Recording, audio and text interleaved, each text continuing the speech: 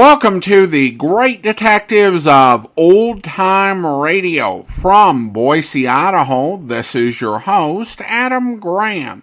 If you have a comment, email it to me, box13@greatdetectives.net.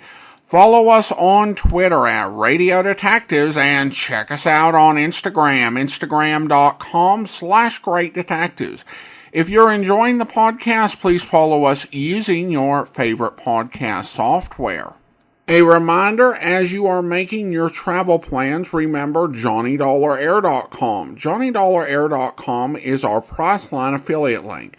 When you make a purchase price, part of your purchase benefits the Great Detectives of Old Time Radio at no additional cost to you. So remember, when making your travel plans, check JohnnyDollarAir.com first. Well, now it is time for this week's episode of yours truly, Johnny Dollar. The original air date, March 17th, 1957, and this one is The Clever Chemist Matter. From Hollywood, it's time now for Johnny Dollar. Harry Branson at Philadelphia Mutual Life and Casualty Company. Oh, hello, Harry. What's with you? John, I have a case I'd like you to handle for us. It's somewhat unusual. Have you ever handed me one that wasn't completely screwy? I said unusual. And I said screwy. So now that we understand each other, what's it all about? Well, absolutely nothing yet. But I'm very apprehensive about one of our clients. Oh, Harry, you're the biggest worrywart I ever knew. What was that? I said, who is this client? Oh, Dr. Walter Merrill. Merrill? The scientist? That's right. Nobel Prize winner? The man who worked out the molecular orbital contraction something or other? Yes, that's the one. As I say, John, I'm worried. Well, who wouldn't be about him? I'll be right down to see you.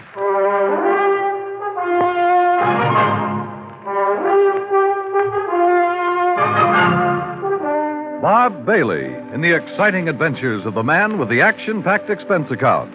America's fabulous freelance insurance investigator. Yours truly, Johnny Dollar.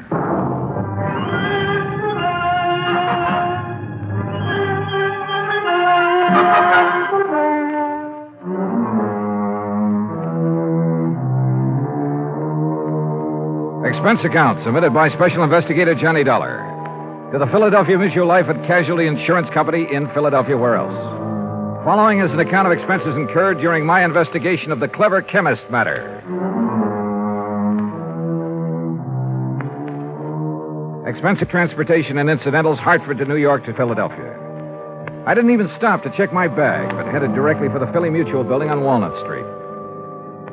Harry Branson is a good insurance man, but a great worrier. Nonetheless, he'd given me some pretty important too. And after all, what do we live for? There you are. Keep the change. Thanks, Doc.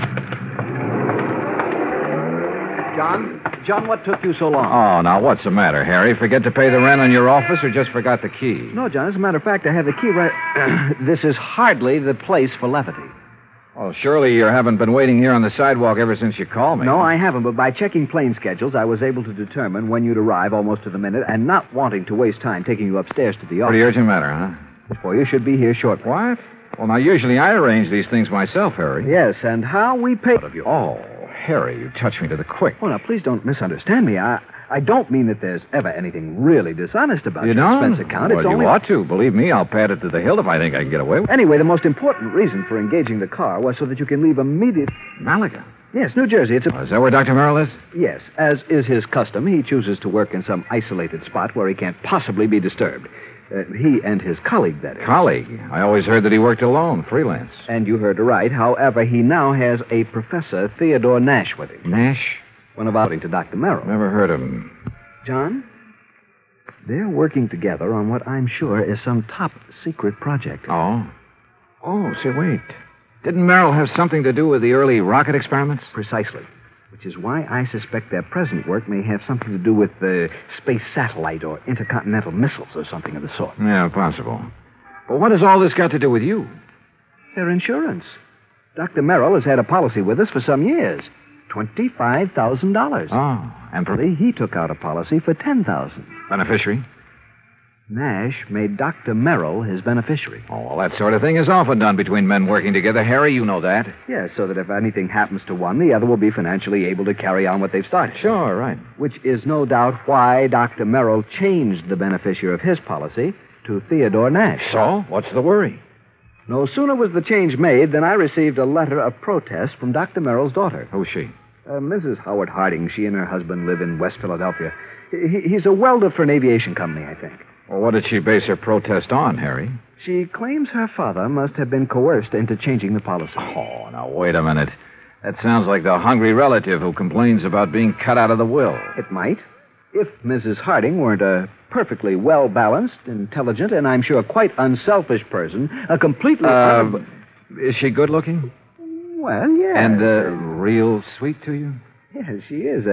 Well, now, John, I don't know what you're trying to imply. They do it every time. John. Particularly when there's a bit of money involved. Good-looking insurance broker like you? And you're a bachelor, too, aren't you, Harry? John, you're pulling my leg. Oh, Harry. But then I guess we're all suckers for someone like that. That has nothing to do with it. I've had these hunches before, John, and they've always been right. Even you will have to admit that. Yeah. I'll confess that in the cases I've handled for you so far. Why don't you call up Dr. Merrill? I think the quaint old fellow would die rather than have a phone near enough to disturb him in his work. Oh, there's your rental car waiting at the curb. So off you go, John, and see what you can find out. Okay, Harry. It all sounds like a lot of nothing you're worried about, but as long as you're willing to pay for it. And I always did like South Jersey this time of year. I drove across the Delaware River Bridge into Jersey and headed for Route 45 to Westville, Woodbury, and finally Pittman, where I picked up Route 47. What Harry had said was true. These hunches of his had a remarkable way of panning out. And yet, who was I to complain? After a pleasant hour's drive through cranberry bog and farm country, through miles of orchards and the intoxicating odor of the peach blossoms, I pulled into the quiet little town of Malaga. Population, I'd say around 500. First stop, the post office. Dr. Merrill? Yeah, sure. You go back the way you came, about a mile, till you see the name Wampus Bung. Wampus what? Wampus means cat. Bung, bungalow. Wampus Bung. Yeah. Yeah, the doctor and the professor got the fourth cottage beyond it.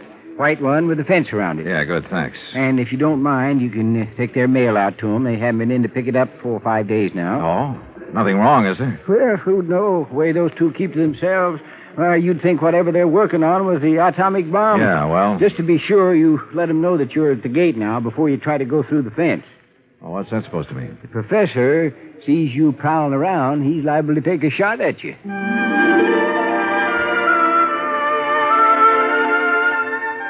As I drove back and toward the edge of Little Malaga Lake, the idea of getting shot at by anyone living in this peaceful, quiet place seemed ridiculous. The lake itself, by the way, looked pretty inviting. I made a mental note to come back here on my own sometime after the fishing season opened. As the postmaster had indicated, the fourth cottage beyond Wampus Bung was heavily fenced in, so I gave notice of my arrival.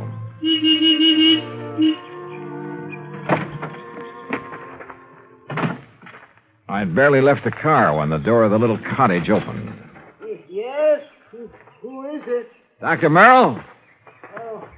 Oh, yes. My name is Dollar, sir. Johnny Dollar, insurance investigator. Harry Branson? Yes, sir, that's right. Harry Branson sent me down here to see you. Oh, come in. I'm most glad to see you. Please, come into the house. All right, thank you. Is, Professor Nash here?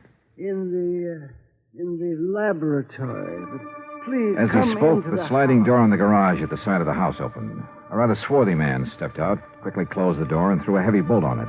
Then looked over toward us suspiciously. Yes, because it's better that you and I talk in private, alone. Doctor, who is that? Oh, yes, Professor. If we have a visitor, why do you not bring him here where we can both speak to him? Oh, yes, of course. This is Mr. Johnny Dollar, Professor Theodore Nash. Mr. Dollar? How do, Professor? I'm from your insurance company. Just making a little routine checkup. Oh, fine. I'm very glad to see you. As a matter of fact, I wish to talk with you. How do you do? Now, come into the laboratory. Professor, Do you think it Oh, wise? of course, Doctor. Since he is not a man of science, I'm sure there is no harm in his seeing it. And you have an experiment going, remember? But I wish to Mr. speak Dollar, to him alone. within these four walls, the genius of Dr. Merrill and my own poor efforts are creating things that will startle the world. Outside, the small building looked like an ordinary two-car garage, someone in need of paint and repair. But inside, it was immaculate and loaded with scientific equipment of all shapes and sorts and sizes. There were racks of test tubes, bottles of chemicals, beakers, a centrifuge, machines and apparatus I'd never seen before, that I imagine much of the world never dreamed of. And all of it as neat as a pin, not so much as a stirring rod out of place. Ah, look, Doctor. The polymerization step is almost complete. Eh? Now, you must continue the molecular balance check immediately. Oh, yes. And you must both leave me. This must not be seen by anyone. Yeah, we understand, Doctor. We understand. I hope you will pardon me, Mr. Dollar. Yes, of course, Doctor. Oh, come, Mr. Dollar. Yes, I will lock the door. Yes.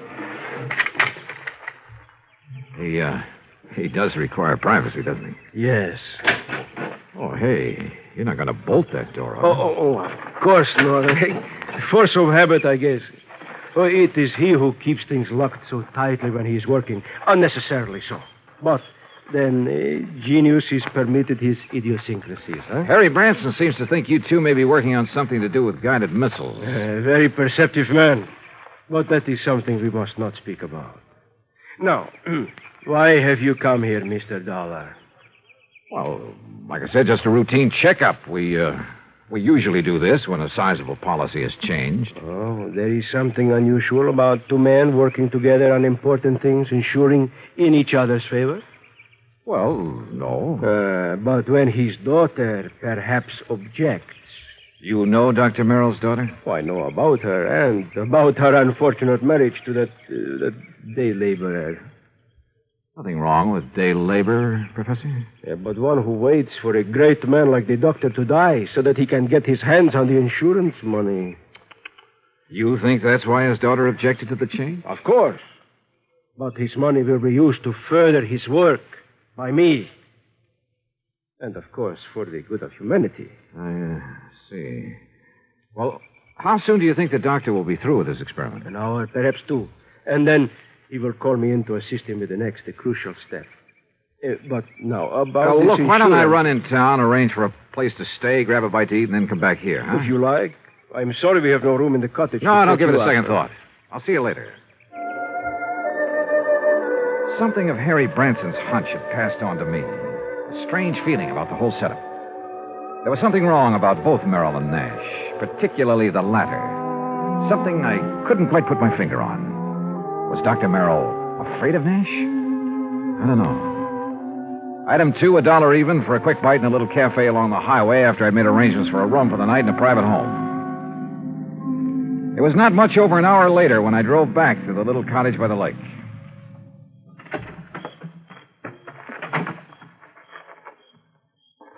And then I heard it.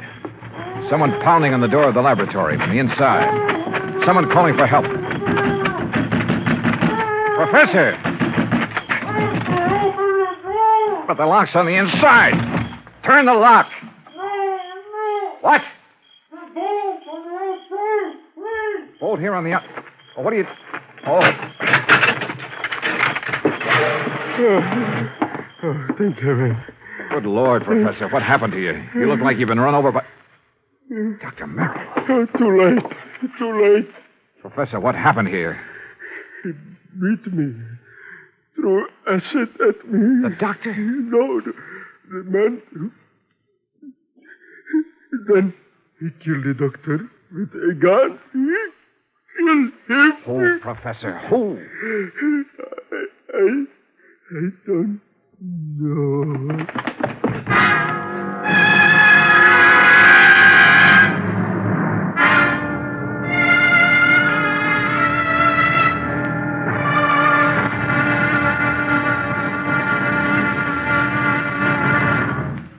Act 2 of yours truly, Johnny Dollar, in just a moment. Democracy.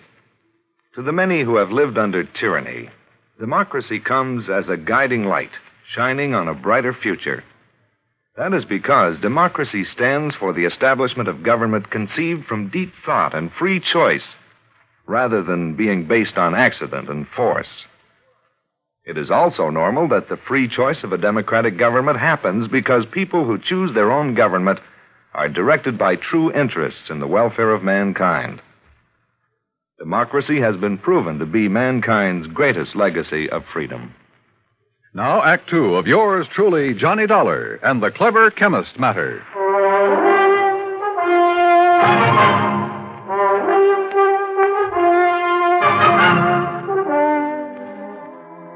Expense account item 3, $10 for the services of one Dr. Frederick Foote, the only resident medico in the little town of Malaga, New Jersey. After pronouncing Dr. Walter Merrill dead, he took the badly beaten Professor Nash to his office clinic. While waiting for Nash to get in good enough shape to talk, I ran up item 4, 10 cents, phone call to the sheriff, who promised to come over as soon as he could enlist the aid of the nearby state police. Finally, Dr. Foote gave the word. But I suggest you talk with him as little as possible, Mr. Dollar. In pretty bad shape, huh, Dr. Foote? The intruder not only beat him severely, but threw a bottle of acid in his face. Oh? Professor Nash will never have the use of his left eye again because of that nitric acid. Has Nash said anything that might help us identify the assailant and killer? No? Now, please don't talk with him too long. Professor? Yes. Yes. Hello, Professor. Oh, Mr. Dollar. I will never see again with my left eye. He has told me. Yes, I know. I'm sorry. But the great Dr. Merrill, he is dead. What a loss. Professor. Professor, tell me, did you see the man who attacked you? Yes. Can you describe him at all?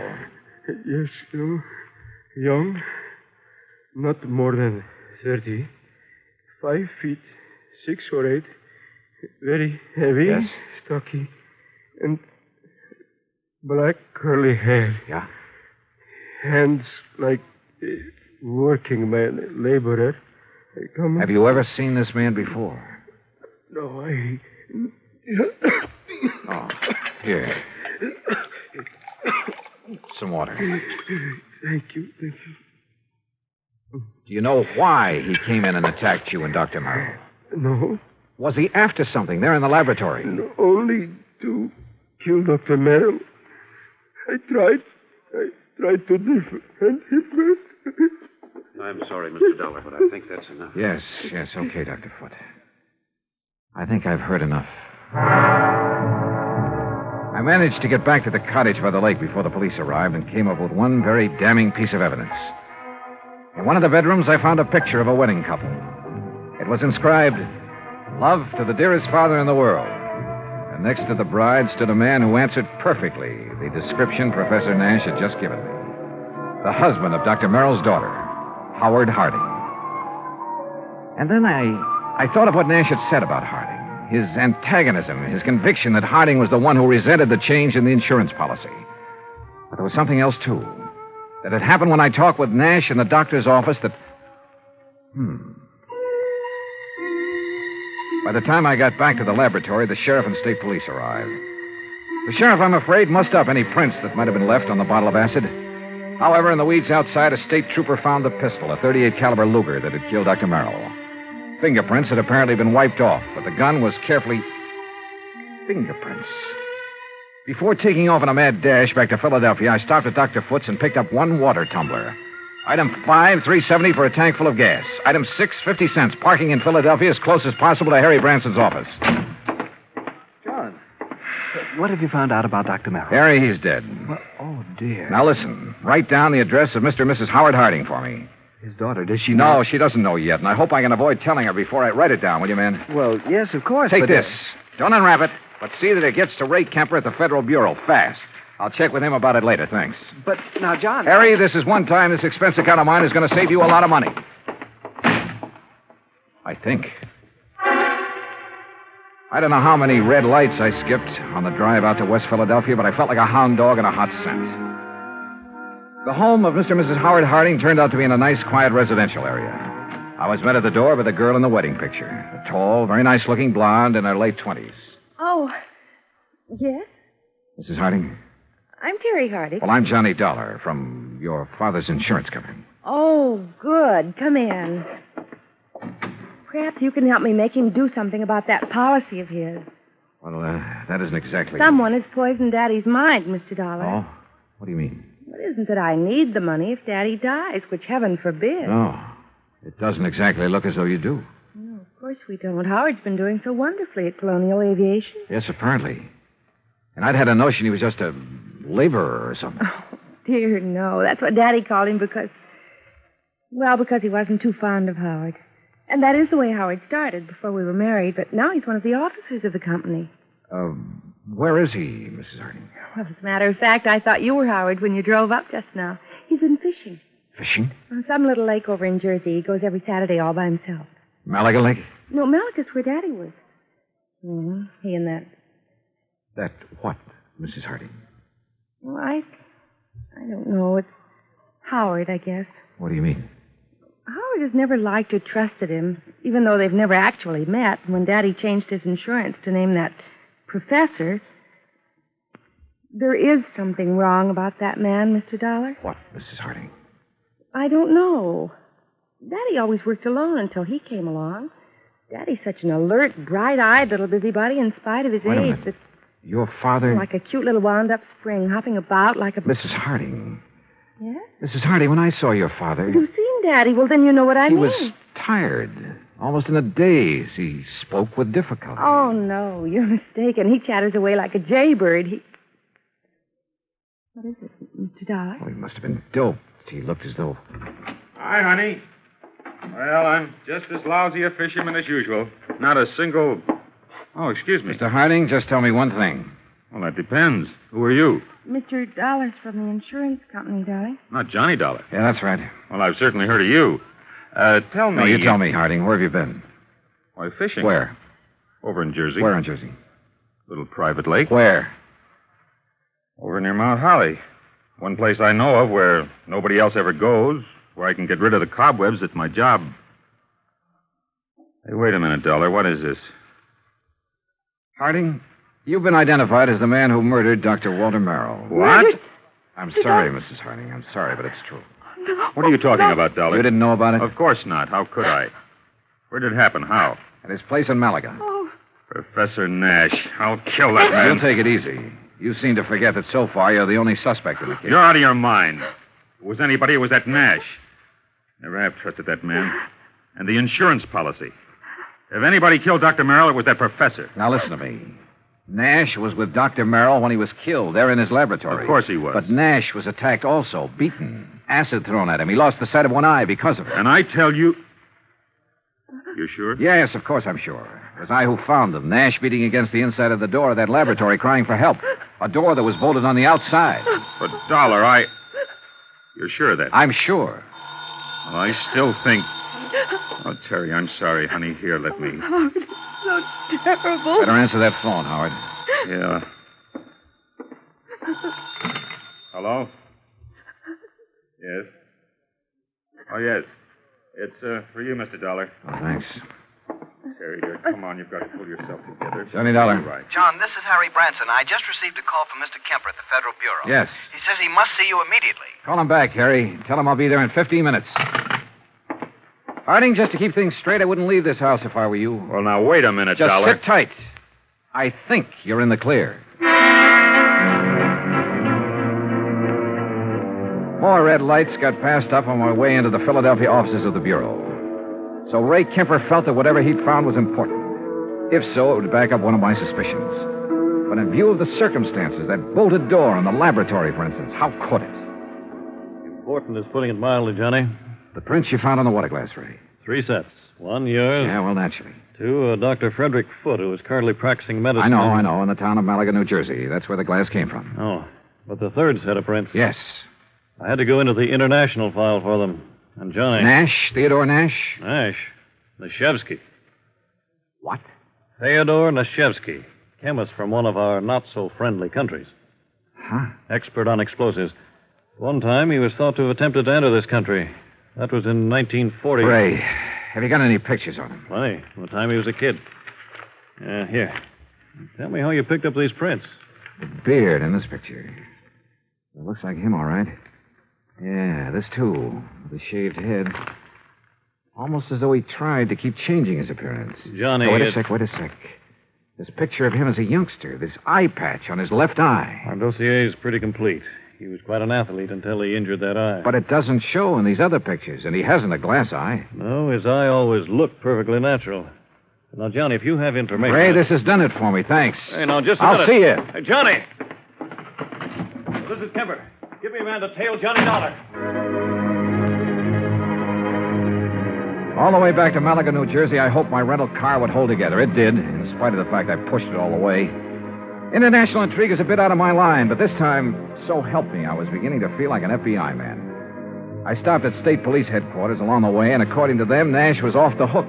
Not only because of the acid thrown in his face, but even more important, because of my own testimony that I'd found them locked in that laboratory. I stopped again at the lab. Nothing. Then back to Dr. Foote's office. Very well, Mr. Dollar. When they arrive, I'll insist that they wait for you. All right, thanks, Doctor. Well, Professor, you're sitting up. Oh, have they found anything, Mr. Dollar? Have they found the man who attacked us and killed poor Dr. Merrill? Professor, I think I have. Oh? But tell me something. Yes, of course. Your government doesn't pay you very well, does it? Merrill and I were not working for the government, Mr. Dollar. Although, of course, the results of our work... I'm talking about your government, your own real boss. I do not understand. No doubt it's very much interested in anything this country develops in the line of guided missiles, that sort of thing. Mr. Dollar... Now, let me go on. Merrill was doing important work. Stuff that would be of great value to any country in the world. Of course. Your country would have paid you well for the results of his work. But, brother, they'll never get it. I do not know what you are talking Money, about. the loot from Merrill's insurance, sure. Sure, it was enough to get you out of here after you'd gained the knowledge you need of Merrill's work. See here, Dollar. After you'd killed him, before he could give to his country, the United States, what he'd invented. You are a fool. I was beaten, The poor old man put up a pretty stiff fight, didn't he? Do you think I would have done this to myself? You gave yourself away earlier when you reached out for a glass of water I handed you right here in this room. A man who'd lost his sight in one eye would have lost his aim until he got used to it. Funny, though, it didn't come to me until You later. are mad. You haven't seen out of that left eye since you were a kid. I tell you, you are mad. And a little acid burn to make it look like somebody had thrown it at you would be well worth the alibi it gave you. Fyodor. That's right, Fyodor Nashevsky. Listen to me. You were the one who found us locked in, the door bolted from the outside. You found us. Yeah. Also the cord, the string you used to pull the bolt to. That you looped over the bolt and pulled after you got inside. You couldn't have. I dropped it in a vat of acid. Yeah. Thanks. I was bluffing. But I made a lucky guess. What? Oh, what a brain. Nashevsky, I'm sure glad you're not working on our side.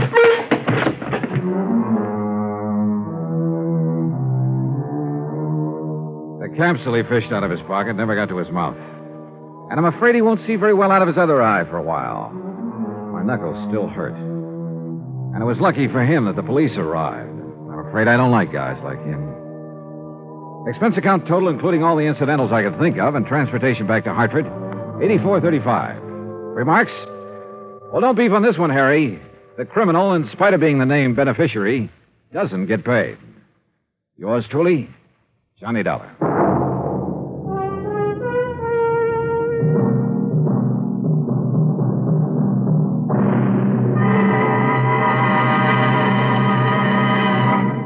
Now, here is our star to tell you about next week's story. Next week, a real close look at a little-known but very dramatic side of Hollywood. Join us, won't you? Yours truly, Johnny Dollar.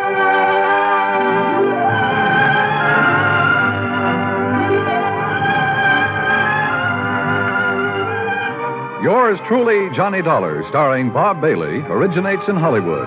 It is produced and directed by Jack Johnstone, who also wrote tonight's story.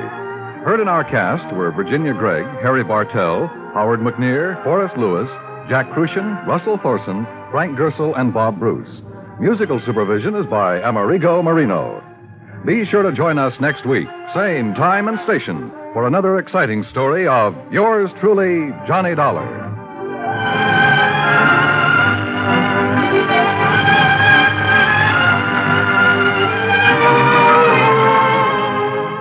Johnny Dollar has come to you through the worldwide facilities of the United States Armed Forces Radio and Television Service.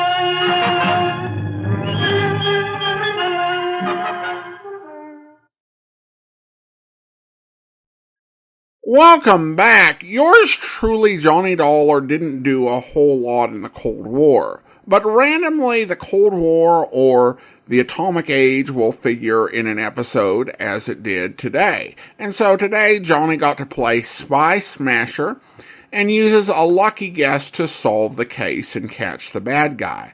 I thought the mechanism of how the crime was committed was interesting. The actual solution kind of it becomes obvious by the daughter and her husband's supposed motives being shown to be so flimsy and superficial that it did really just leave one conclusion. The name Ray Kemper sounded familiar to me. I wondered whether it might have been the name of a real-life FBI man who might have been mentioned in Dragnet or something. But it turns out, according to John Abbott in the Who is Johnny Dollar matter, Ray Kemper is actually the name of a CBS sound man, which Jack Johnstone gave to the character of the FBI guy. So I must have heard Ray Kemper's name in the credits for his sound work somewhere else. I do know we had some listeners have issues in the past with Harry Branson, particularly during the serial era, but his hunches, as he and Johnny both pointed out, have tended to pay off. And I do wonder if listeners will enjoy him more in the half-hour format as opposed to the serials when he could really go on a bit more. Alright, well, listener comments and feedback, and we start out on Spotify, where James writes, "Superb. Thank you, Adam, and thanks to the guy that helps remaster the audio." Well, thank you, James. That would be Andrew Rhines. A listener from YouTube writes, regarding the Templeton matter, the janitor borrowing the handbags to give his daughter the illusion of status makes perfect sense to me. I worked in commercial and residential real estate for 12 years, and the wives of the executives had a different handbag, purse, or clutch on a daily basis. And then we also had another listener, Elizabeth, write in from Ajijic, Mexico. Love your program. Muchas gracias. Well, thank you so much, Elizabeth. Appreciate you listening over there in Mexico. Now it is time to thank our Patreon supporter of the day. And while this is the first Friday in July, we don't actually have any anniversary Patreon supporters this month. So I will go ahead and thank our Patreon supporter of the day, and thank you to Bill, Patreon supporter since November 2020, currently supporting the podcast at the Detective Sergeant level of $7.14 or more per month. Thank you so much for your support, Bill, and that will actually do it for today. If you're enjoying the podcast, please follow us using your favorite podcast software. And if you're enjoying the podcast on YouTube, be sure to like the video, subscribe to the channel, and mark the notification bell. We will return in 2 weeks with the next available self-contained episode, but we will have a couple of Johnny Dollar encores next week. But join us back here tomorrow for Dragnet, where... Did you get a chance to check the body yet? Mm-hmm. What do you think? Well, there's no sign of struggle. Could have happened after a Christmas Eve brawl, maybe. Yeah? Whoever the victim is, she was probably acquainted with the killer. The two of them came in the park, and the victim got it before she knew what was happening. Might work easier if we find out who the victim is. We can check her prints through R&I when we get back to the office. What'd those footprints look like? Seemed like a heavy print, maybe work shoes of some kind. Want to see how Lee's making out? Yeah, let's go.